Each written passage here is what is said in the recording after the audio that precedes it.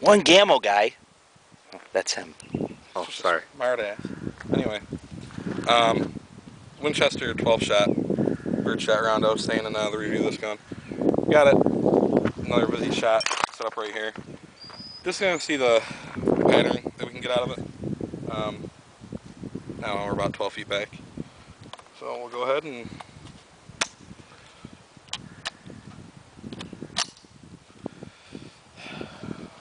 alrighty.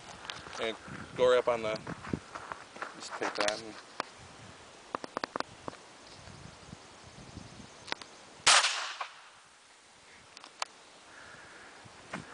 And like I said, you have to cycle manually to eject. And as you can see, some beautiful pattern.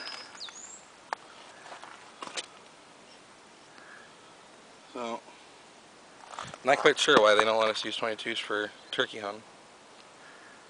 That'll do the job.